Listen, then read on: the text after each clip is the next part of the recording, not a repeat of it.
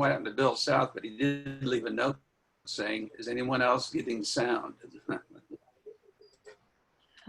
Yeah, I guess I shouldn't have. I muted him when he was trying to get everything going. He was making a bunch of noise. So, Rich, I'm supposed to start. Do you want me to start now that we're being recorded? Well, we're being recorded. You know, it's real easy to slice off the, well, yeah. So should we wait? Should we wait for Brian? Because I'm just going to say like 15 seconds to introduce him, to introduce Trish. And then Trish is going to introduce him. So do you want... Let's wait for him to get on, Lorna. Okay. Just give... If you, let's all limit because it's already being recorded, so this part will be uploaded as well while we're chatting. Although if I could get the MP3, it's, you know, Microsoft Photo, I don't know if you ever used it, but it's just real easy to slice off the beginning and the end, slice off something in the middle. So I could do that, Rich. Can the phone caller whose number starts with 808 and ends at 269, could you just tell us your first name so I could put your name there on this?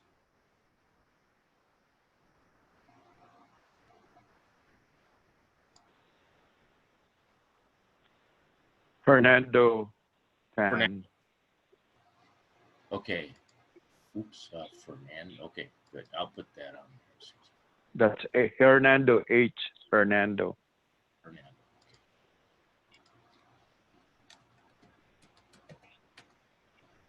Hernando.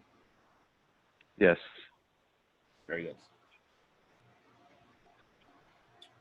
Yeah, I see him.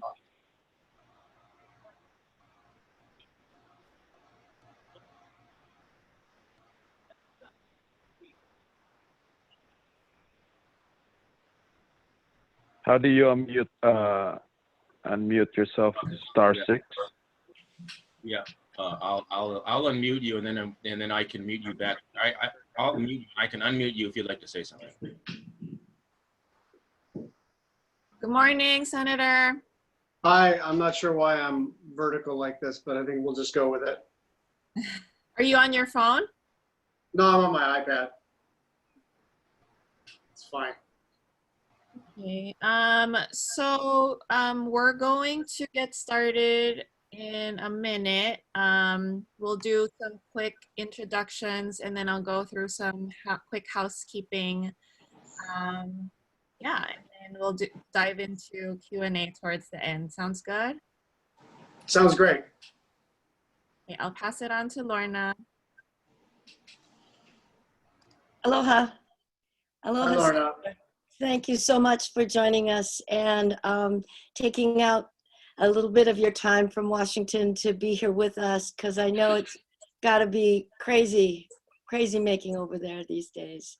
But our legislative committee for Oahu was struggling with how are we going to look forward to working with Oahu voters, Oahu Democrats in thinking about legislation and supporting legislation and just kind of understanding where we go in this crazy COVID time. So the first suggestion was, well, let's ask Senator Schatz to talk to us so that we can format our thinking as to how we proceed further. So mahalo for joining us.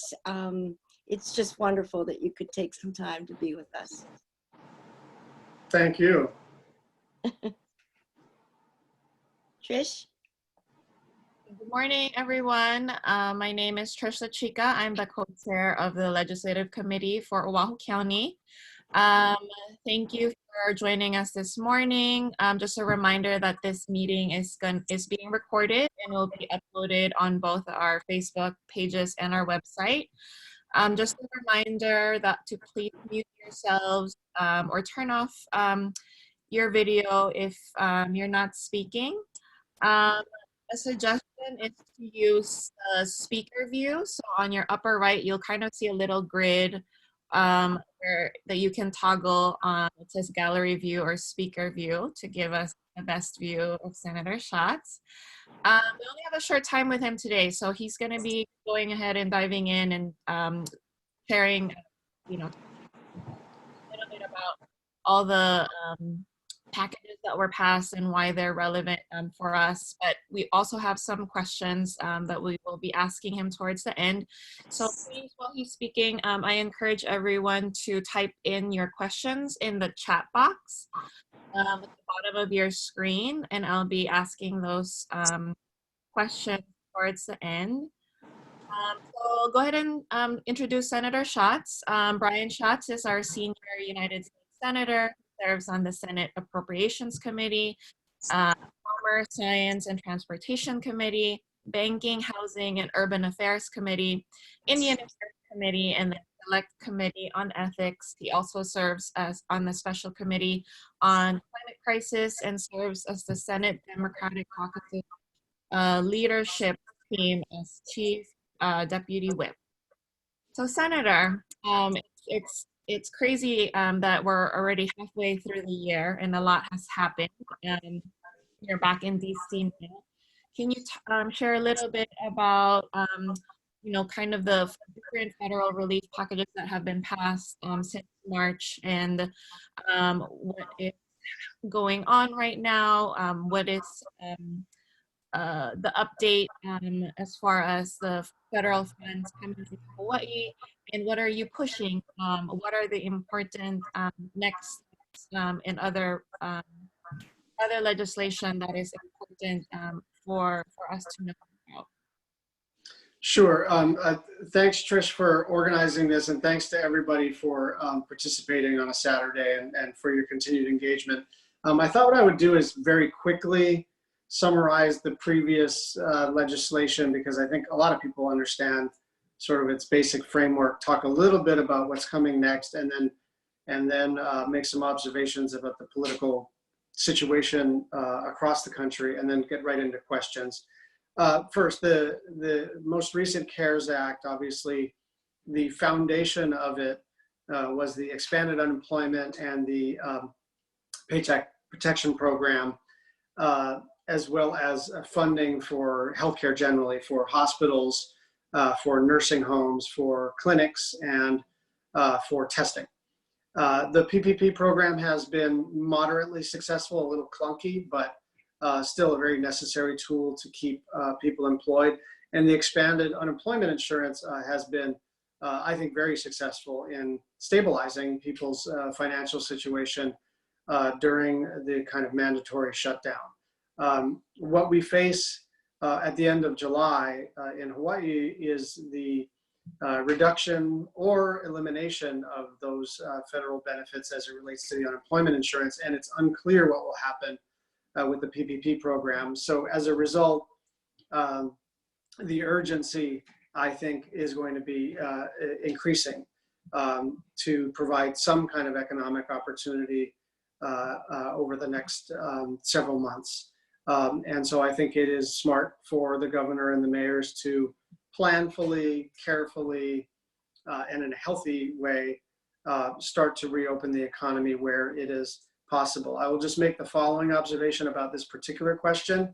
I've been a little frustrated at the extent to which a couple of things. First, the extent to which the only measure by which every local leader is sort of being measured is, you know, how low can we drive the COVID rates? And obviously we want it to be zero every day, but that's not literally the only thing that matters. We have other health indicators, and we have other indicators of our societal well-being, including whether or not kids are in school, whether or not people are employed, whether or not people are happy, whether or not people can go to their chemotherapy or their psychotherapy or their physical therapy. And so we do have to strike the right balance. Obviously on the mainland, it has become sort of partisanized and polarized to the point where the Republicans want to reopen willy-nilly and the Democrats are sort of the more cautious about this. But it is just a fact that we can't stay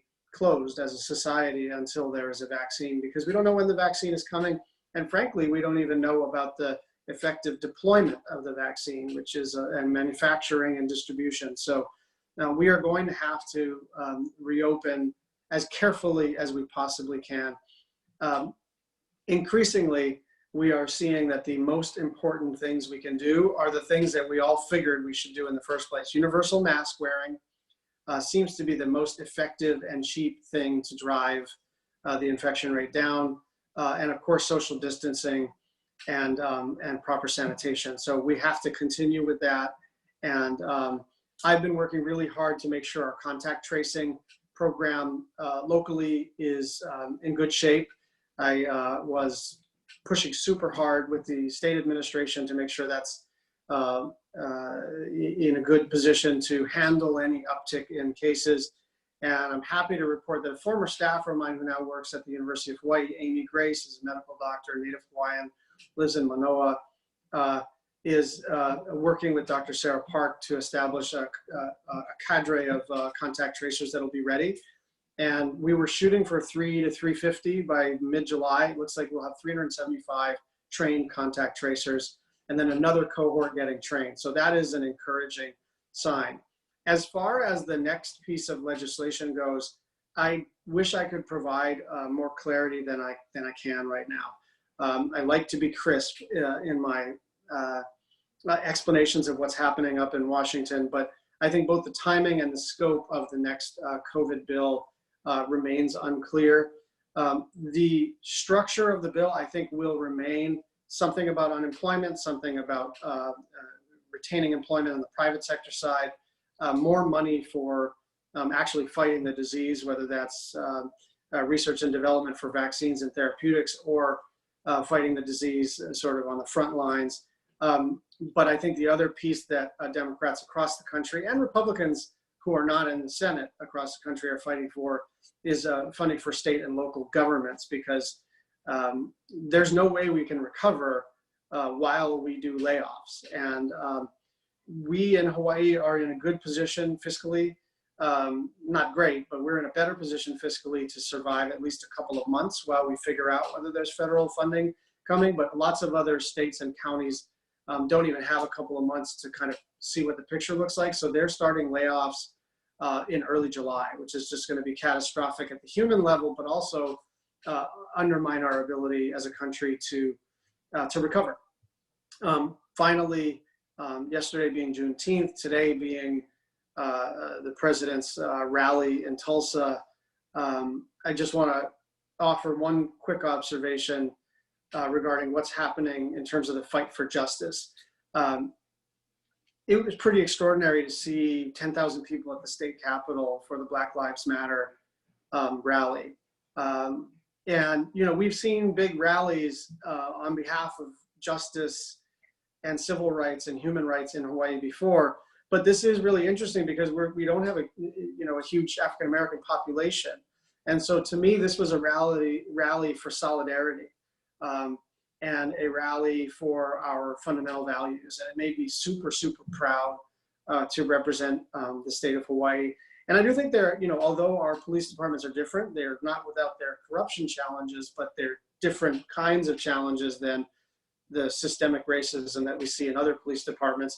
There is still certainly room for additional legislation, oversight, and changes in the way we do policing. And I think that your local legislature is looking very hard at some of those things. And I assume the police commission and others are taking this very seriously. So I think I'll end there and open it up to any questions. Thank you. Thank you so much, Senator, for that great summary. So we're at the point where our state legislature had briefly convened. They're still in recess, but they briefly convened in May to pass budget as well as the CARES budget, and then they're reconvening Monday to finalize how those funds will be spent. Can you speak a little bit about what federal funds has already come into Hawaii and how those funds are structured so that it could, and how those are meant to impact various priorities we have as Oahu County Democrats, with financial equity, addressing financial impact, housing, etc. So, look, I mean, the first thing to say is that my job is to get the money to Hawaii. My job with respect to the CARES Act was not to determine how the governor and the legislature decided to spend it. But I'll just observe that I think they're focusing on the right things. I mean, I might quibble with a detail or two, but they understand that this is a precipitous humanitarian crisis in the state of Hawaii. And so long-term programs are kind of not what this is for. Pet projects are not what this is for. This is about providing relief to people who most need it as quickly as possible. So the idea that they're providing rent relief, unemployment insurance, actual food assistance, those are the kinds of things that I think the Congress envisioned when they imagined pushing out money to states and counties. And I thought it was wise and fair of the legislature to do what, frankly, I failed to do, which was counties, at the size of the neighbor island counties, basically got zero. And the assumption was that the states would spend money on their behalf, but that's not how life works. And so the legislature and the governor decided to push the sort of pro rata share that the counties really were not entitled to under the law, but as a matter of fairness, out to the county governments themselves, because they are closest to the people and they're doing good work in terms of COVID response and keeping us safe and trying to keep our communities sort of afloat during this very difficult time. So my general observation is that this is a thoughtful plan. And I think the next round of funding, the most important thing I can do is to obviously get another round of funding, and then to try to make sure that it is as flexible as possible, because the next round, if the state doesn't have the flexibility to spend it to fill a budget shortfall, and they don't have the flexibility in this last round, but if they don't have it on the next round, then it's going to be really bad for state government, and they will have to look at super draconian cuts, because the federal government can borrow to operate, but the state can't. And so we really need to provide some federal relief for the state itself. And the counties are in slightly worse shape than before, but of course their main revenue stream is property taxes, which have not gone down obviously as steeply as general excise tax, income tax, and transient accommodation tax. Thank you, Senator. Just to remind folks, if you want to ask a question, you can type it in the chat box, or you can also unmute yourself as we prepare for that. Senator, are you able to provide your thoughts on just the overall kind of questions happening here about, is it appropriate to be using the CARES funds and putting them into the rainy day fund with the caveat that all the funds have to be spent by the end of the year? Other ideas, or do you see other states kind of focusing on getting the money out faster to provide relief? Well, I mean, I think some of that is mechanical, right? Like, I don't think that the legislature has some desire to squirrel away the money, and everybody understands you have to spend it by the end of the calendar year. But a lot of the economic pain has not been felt by the majority of people quite yet, because of that expanded unemployment insurance. You had the cash assistance and then the expanded unemployment insurance. Now, there was a huge delay, so lots of people felt it then. But now that the money is flowing, I think more of the economic pain is going to be felt in August, September, October. And so I don't think it's totally unreasonable to hold on to some of that money and to deploy it when just from a timing perspective, it's most needed. And there's sort of this remaining possibility that the Congress will provide more flexibility in terms of the way they're allowed to spend that money. So I guess I don't have a big philosophical objection to them sort of figuring out how and when to deploy it, because I think everybody's on the same page, right? I mean, you don't have some big ideological objection to pushing out money. And you saw that with the proposal to push out rent subsidies and cash subsidies to replace that federal unemployment insurance. So, you know, I get the desire to push it out all, you know, in July, and that is my instinct too. But I don't have any doubt that they're going to push it out, and they're going to push it out for people who need help. Thank you so much for all you're doing to help us avoid all those drastic cuts and furloughs we've experienced in the last recession. People are still reeling from that. So does anybody have questions for Senator? We have about 10 minutes. Yes, hi, this is Nathaniel. I have a question. Hi. Hey, Brian, how you doing? Good.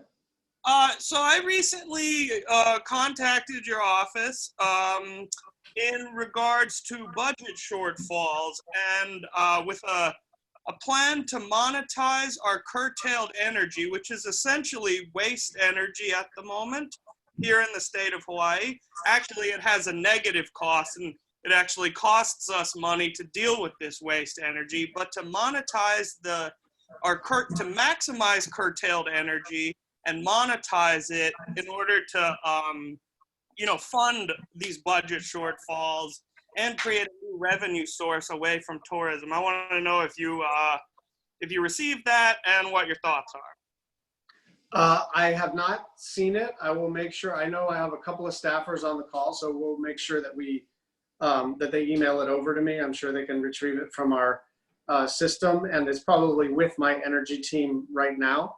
I spent the morning revising the Special Committee on the Climate Crisis report to the Congress because my homework is due in late July. So I thought I'd curl up with my homework this morning. But I'd be pleased to look at this because obviously we do, especially on the neighbor islands, especially with wind energy, have a ton of, like you say, money that we're leaving on the table. Electrons coming in, the grid can't handle it, and we curtail it, meaning the grid doesn't accept it at all, and it just goes away. And electrons are money, and if there's a way to capture it and monetize it and use it for anything, but certainly for budget shortfalls, it sounds like an interesting plan. I'd be pleased to look at it. Sure, yeah. So the basic idea is that you use this curtailed energy to mine for Bitcoin, which can be sold in next day settled futures contracts on the New York Stock Exchange. And it's already being proven to work in New York, where in upstate, where a dam is harvesting about $50,000 per day using their curtailed energy. And it's all over the Three Gorges Dam in China. And I just figure, you know, we have unlimited energy here from OTEC to geo to wind to waves to sun that, you know, even 2019 running the numbers, the total startup cost was around $4 million, and we would have pulled in about $4.4 million. So paying for itself within the first year. And then by putting a profit motive on increasing renewable energy, that gets us to 100% within the decade. Great, I'll take a look. Nathaniel, can you type in your full name or send it to me in the chat box or your email, so I'll send your information over to Senator's staff. That way they can get back to you. Senator, so you mentioned that, you know, you're pushing hard on additional relief for the states. What would the timeline look like for a fourth package coming into Hawaii? When do you think we can see something happen? I mean, I think it'll be by the end of July. Okay. But I just don't know. And I'm a little cautious to be more declarative than that. So my best guess is the end of July. But I think it's really hard to predict what Mitch McConnell and Donald Trump will do. There's a lot of bipartisan pressure to take action.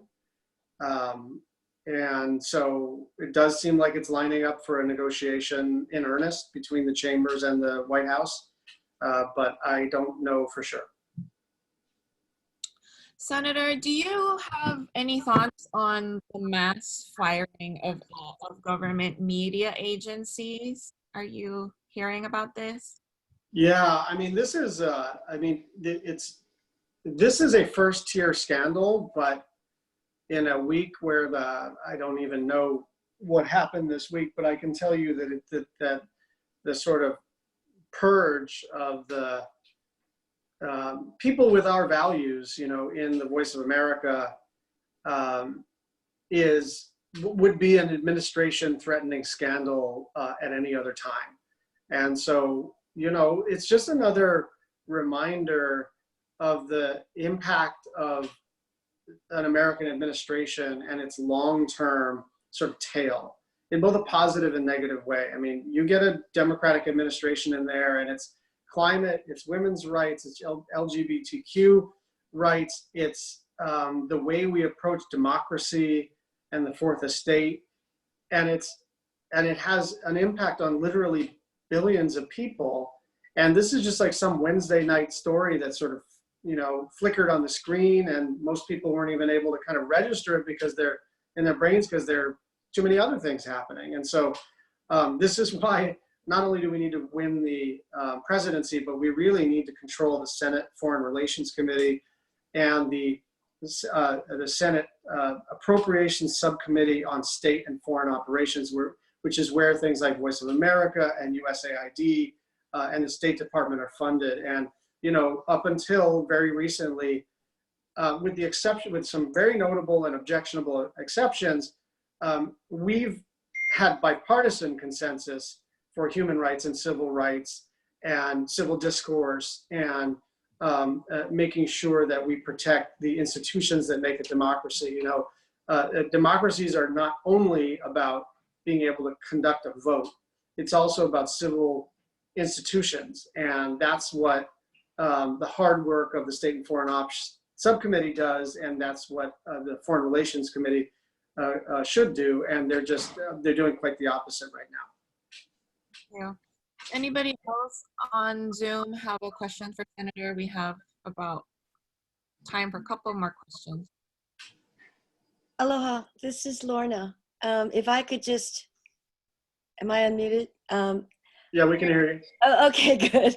I just, you know, our committee last year, we came up with this entire process, the Legislative Committee for Oahu. And we came up with these 5 priorities, and we went out to the communities, to the regions, and we got their input. We prioritized those and we sent them to the House and Senate and said, this is what the people on Oahu are thinking about. And the 5 were affordable housing, healthcare, climate change, public education, and income equality. So we thought, well, a lot of the things that we researched last time are now kind of out the window because of our situation. We're looking for ways in which we can be supportive as well as educational, we can try to educate folks on Oahu about what's going on, and so that we can be more supportive and smarter, I guess, about how we approach our legislators. Do you have any advice on that? How to go? Standard ways don't seem to work anymore. We don't know. The old-fashioned ways we don't know how to work it. It may feel frustrating, but I guess I would just offer that, you know, these mass movements are influencing even our own legislature. And so I wouldn't doubt the ability for the Oahu Democratic Party or Democrats or progressives more generally to influence the agenda at the legislature. I see it happening. I mean, I speak obviously regularly with a number of legislators, both the leaders and also, you know, rank and file members. And they want to be responsive to what is happening out there in the community and specifically within the Democratic Party. So I wouldn't give up on directly communicating with them about the Democratic Party's priorities. I guess a couple of thoughts. I would assume good faith. I mean, I think that's one of the main things that just the way I operate is I would assume that fellow Democrats in elected office are actually trying to do the right set of things, and they may have a different set of equities or even come from a different perspective or have some different sort of motivations, but they basically want to get this right too. And I think the one thing that sometimes fails to connect is if there's an accusation of bad faith, especially members of any legislative body will basically shut you down emotionally. I don't mean shut you down. I mean, they stop listening once you accuse them of not caring. And so that's up to you. But if you're asking me for my advice, I would just say that's one little technique that I found really sort of opens up a dialogue, is if you assume that these people are trying to get it right too, especially in a Democratic legislature. And if they do the wrong thing, then criticize the action, not the motivation. I want to just use this quick opportunity to talk a little bit about housing. And you're right that it's really hard to imagine, say, some big, $500 billion investment in affordable housing when we can barely keep the government running and keep families afloat. So there was some really exciting stuff, I thought, happening on affordable housing, and that has to be, at least temporarily put on the back burner. But I just want to say, coming from the progressive movement, coming from the environmental movement, that I think the progressive environmental movement really has to prioritize the development of affordable housing, and not just in a way where you're sort of saying, whatever development is currently being proposed, I want the area median income to be lower. Because that's a sort of easy way to be an advocate for affordable housing. But the problem we have with housing in the state of Hawaii is that we just don't have enough of it. Like, we really literally don't have enough housing inventory. And so I would love to see a progressive environmental movement in Hawaii that focuses on the development of whatever you want to call it, urban infill or density. But in order to get small a affordable housing, not officially, 80 to 120 of area median income and all that kind of technical stuff, if you really want to get housing that everybody can afford so that our kids and grandkids can actually make a life here, we're going to need tens of thousands of additional units, and we should not assume that tens of thousands of additional units, because they are quote unquote development, are bad. And we should not assume that if someone comes in with a sort of market rate something or other, I mean, look, the towers in Kakako are a different thing, and all of the sort of inappropriate development are a different thing. But we as progressives have to find a way to be pro-climate action, pro-housing development for local people. And all of these things kind of work together, right? If you have the ability for people to live in the same area as they work, if you have the ability for people not to have a car payment and a car insurance payment and gas, if you have the ability to get more housing done more cheaply, all of those fulfill our progressive goals. And I fear, frankly, that some of our muscle memory from the 70s and 80s, when most developments were terrible and needed to be fought because they were really paving paradise, is causing us to stop even the good stuff. And so a little bit of nuance and a little bit of, the kind of, they now use this word intersectionality on the mainland, right? It's not one that we're super familiar with, but to build an intersectional coalition between housing advocates and environmental advocates, I think is a key next step in the Democratic Party in Hawaii, and a key next step in the progressive movement in Hawaii, so that we're not just fighting the battles of the 70s and 80s, but we're really thinking, what do people need now?